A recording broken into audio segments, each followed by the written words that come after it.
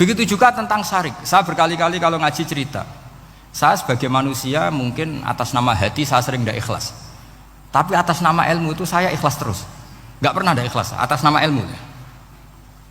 Saya beri contoh, sampai aku pengen ikhlas permanen, meskipun aku sepotonganmu ya ikhlas, tapi ini latihan, jenenge latihan. Nah ini saya beri contoh, nanti setelah pulang ngaji ini pasti ikhlas, secara ilmu paling enggak. Ya saya ulang lagi secara, nah hati segera roh hati banyak kepentingan lah jenenge hati. Lama sekali kita ikhlas mengatakan ini putih, ya kan? Kertas ini putih apa hitam? Putih. Kamu ikhlas gak? Ikhlas kan? Gak ada yang bayar kan? Kamu mengatakan putih kan gak tak bayar.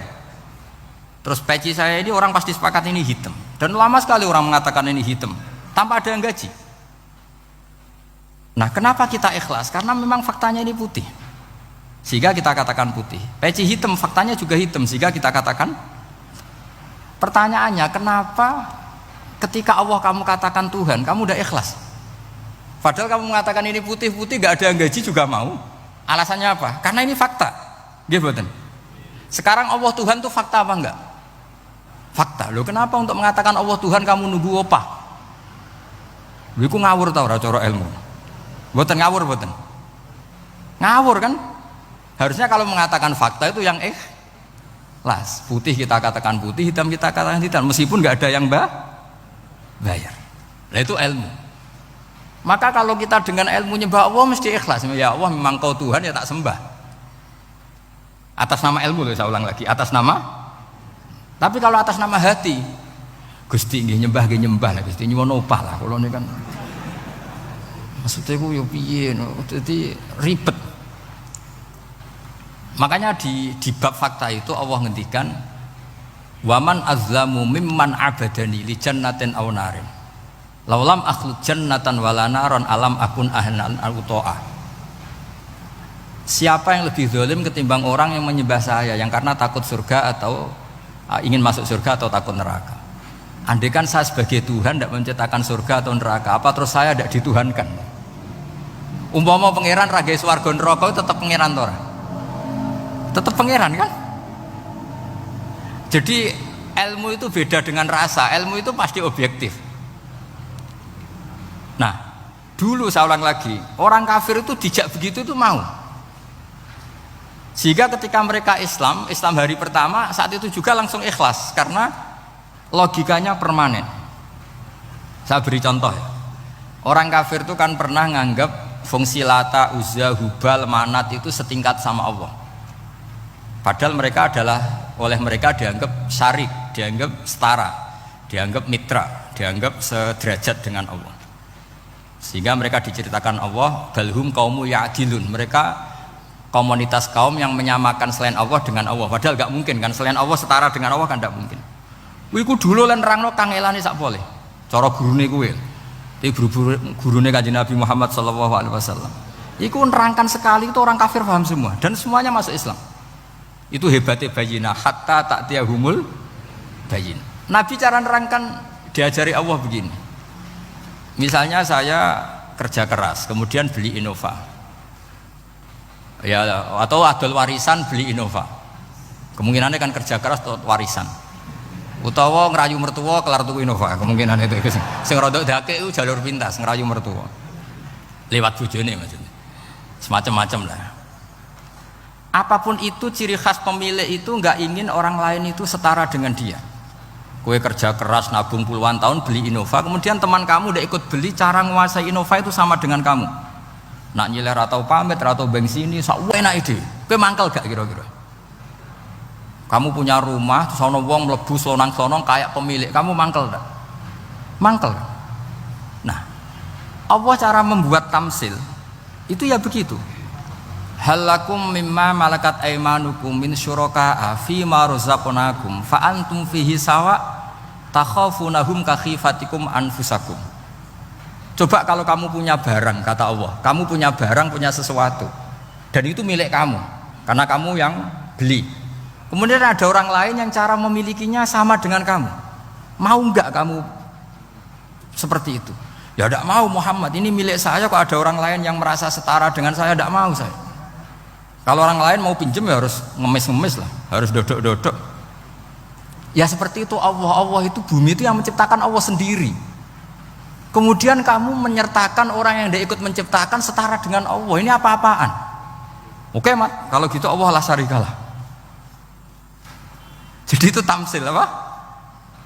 Saya ulang lagi ya, kalau kamu beli Innova, mau nggak ada orang lain yang cara menguasai Innova itu setara dengan kamu? Mau nggak? Nggak mau kan? Bahkan istri saja nak nganggo kudu pamit. Nak lagi nengan, arah nengan ya oleh. Tapi apapun itu kan tetap saja harus pamit, harus prosedur. Namanya ndak ikut punya.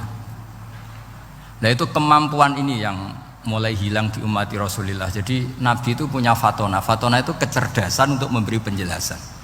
Disebut orang kafir itu tidak akan infikak, tercerabut dari cara berpikir mereka, munfakin hatta ta'tiyahumul.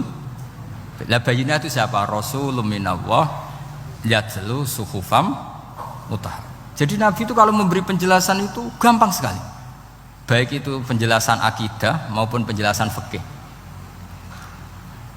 Dulu di Medina itu abkhosun nasi kailan. Orang Madinah itu orang paling curang kalau dagang dulu sebelum Rasulullah datang. Sehingga misalnya mau beli pelem itu mangga itu, pentil ya dihitung pelem. Jadi busron itu kurma pentil ya dihitung kurma. Misalnya kulaan pari hijau wis dituku, padahal urung jelas jadi padi.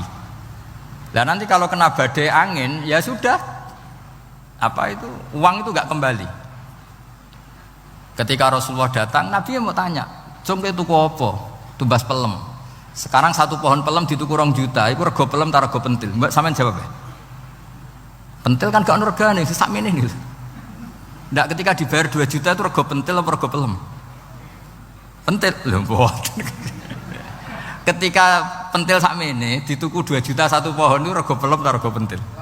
Pelem kan? Sekarang faktanya pentil apa pelem? Pentil.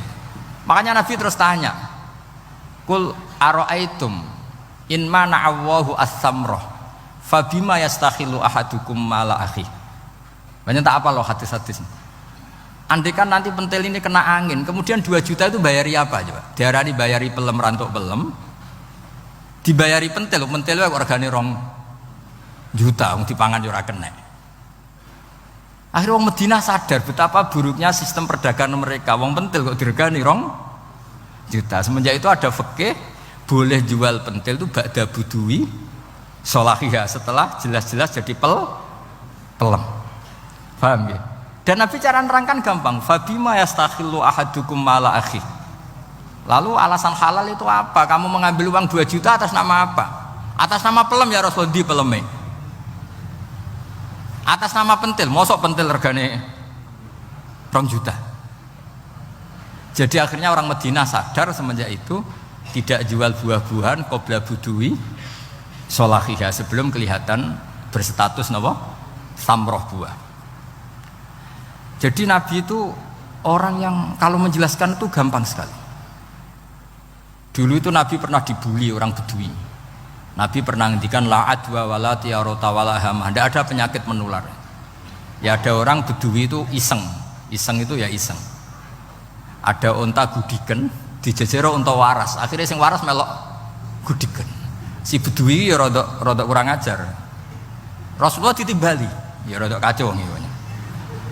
Alhamdulillah gak wong kudus. Ya Rasulullah, katanya engkau tidak ada penyakit menular. Ini onta ini tidak gudiken, tak jejeri yang gudiken ikut gudiken. Terus Nabi banget pinter ya.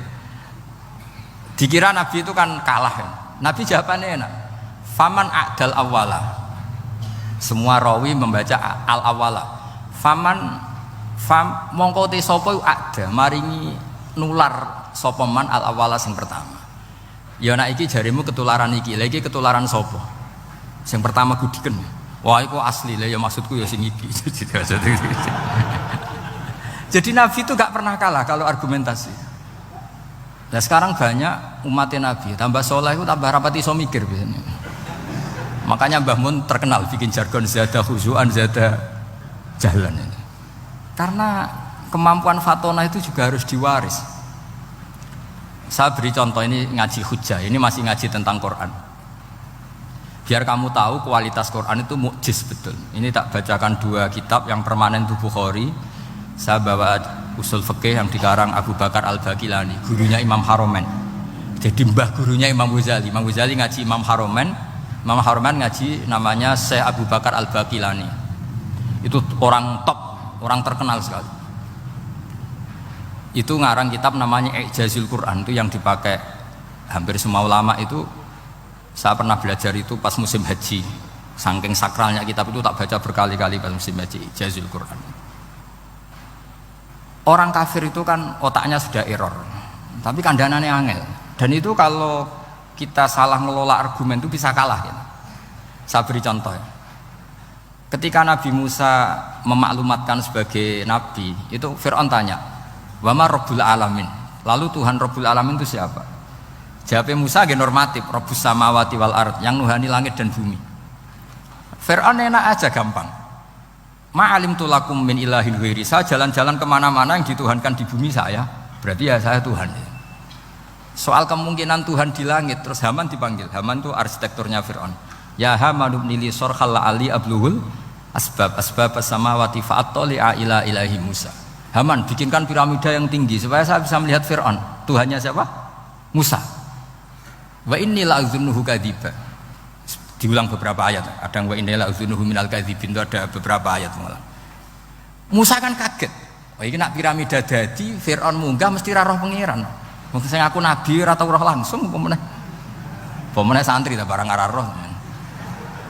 Ini kan Fir'aun, Musa akhirnya bingung. Iki misalnya munggah tenan mesti ra roh Allah. Padahal kata Musa, kata siapa Fir'aun? Ibnili sorkhal la'ali abluhul asbab as-samawati fa'attali'a ila ilahi Musa. Kemudian saya bisa melihat Tuhannya siapa? Musa. Wah jare Musa, wah prono iki nak munggah tenan tetep ra roh Allah, jare Allah gak ono. Wong Firaun wis kadung geblek. Angger gak roh berarti gak ono. Apa yang dilakukan Nabi Musa? Beralih argumen. Saya ulang lagi, beralih argumen. Ya sudah, definisinya tidak seperti itu. Tuhan definisinya tak rubah. Rabbukum wa rabbu abaikumul awalin. Saya mengerani buyutem. Wah, itu langsung sak majelis baru itu iman. Wah, ini nak Fir'aun pangeran, buyut-buyutnya rano pangeran. Karena pangerannya datang terlambat. Ini aneh, pangeran dhisik buyute piye? Wong buyute ra pangeran kok putune pangeran. Akhirnya Fir'aun langsung cara Jawa asemane wah entek. Nah, makanya kalau Syekh Nawawi ngendikan, kalau debat kok wis muring-muring wis ra ilmiah. Makanya terus Fir'aun la as'alannaka minal masjunin, tak penjara gue. Dia sudah ada ilmiah lagi. Ketika Rabbus samawati wal ardi, Fir'aun masih berusaha ilmiah. Saya kemana-mana dituhankan fil ardi, maksudnya di bumi. Soal kemungkinan di langit, saya nanti bikin bangunan mau lihat Tuhanmu Musa. Tapi ketika dipojokkan dengan Rabbukum wa rabbu abaikumul awalin, yang nuhani nenek moyang kamu, entek Fir'aun. Waduh, aku di bapak di mbahku yura pangeran kok putune pangeran. Berarti mbahku tanpa apa? Pangeran. Wah ribet nih. Penjara Musa. Jadi emosi deh karena sudah nggak bisa debat. Jadi semua nabi itu ciri khasnya itu punya kemampuan argumentatif. Makanya nabi itu harus fatona, harus punya kecerdasan. Dan itu juga yang dilakukan Quran ketika nafyu uluhiyati ghairillah, ketika menafikan bahwa selain Allah itu pasti tidak Tuhan. Ya tadi, kalau Allah itu punya pesaing sebagai Tuhan, ya namanya Tuhan, reputasinya ya aruri madza khalaqu minal ardi am lahum syirkun fis samawat. Mungkin kalau orang-orang tajwid hanya nekuni fis samawati tuni, itu fis samawati tuni, itu kan urusan tajwid ya. Tapi kalau kita yang ahlul makna itu nekuninya kalau merasa Tuhan itu mbok ya punya reputasi. Di antara reputasinya itu ikut menciptakan langit dan bumi. Nah dengan demikian namanya bayinah. Bayinah itu kebenaran yang ketok welo-welo. Sehingga orang kafir itu tidak bisa berbantah-bantahan lagi. Nah, ini disebut lam yakunil ladzina kafaru min ahlil kitab wal musyrikina munfakina hatta ta'tiyahumul bayinah. Bayinah itu siapa? Rasulun minallah yatlu suhufam mutahharah. Makanya orang kafir dulu itu matur nuwun tenan mbek Islam. Mergo qad ja'atkum bayyinatum mir rabbikum. Bayinah itu harus ada. Makanya kita sekarang harus sesering mungkin bikin bayinah.